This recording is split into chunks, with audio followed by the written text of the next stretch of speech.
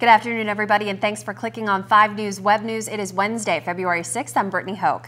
And I'm Matt Heckel, and here are some of the top stories we've been following here on 5 News today. There were plenty of snow days for kids here in the Mountain State in the past few weeks. That's right. Now the question is, when will they have to make these days up? Well, before the school year starts, all superintendents build 8 snow days into their schedules. Now that way they're already set to be made up in case of bad weather. Now many schools have already hit that 8-day mark.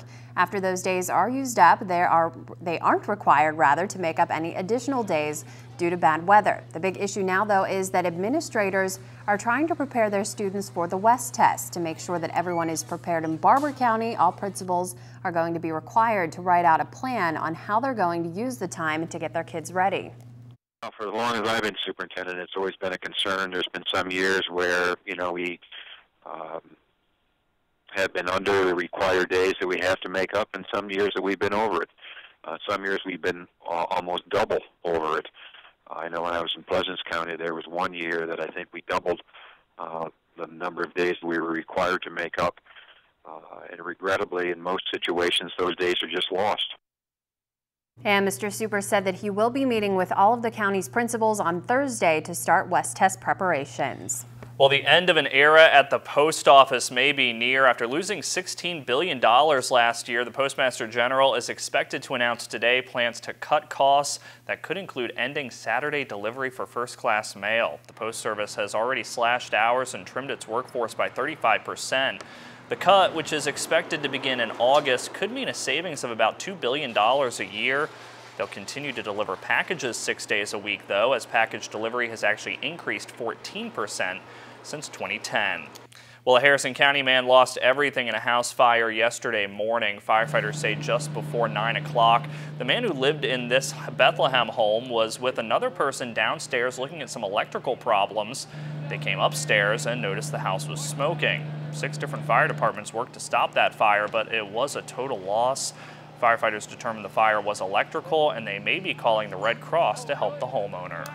Well, 6 children apparently living in filth in Fairmont have been removed from the home, and a woman is now facing charges. According to a criminal complaint, once officers got to Samantha Balch's home, they could smell urine and feces. Now, different items were also found scattered all over the house. Some piles were up to 3 to 4 feet high off the floor. Officers said that 5 small children were eating apples off of the floor, and some of those have been dropped in cat feces.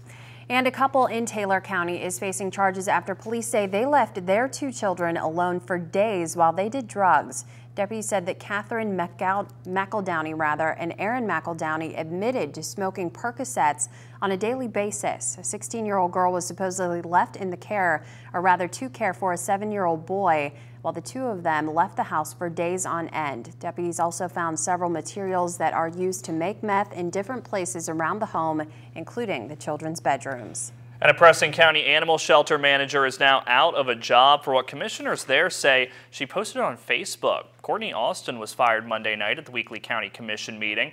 Commissioners had suspended her after she posted to the site that the shelter didn't have any heat or water last month. Commissioners say that wasn't true, and they asked for access to the page.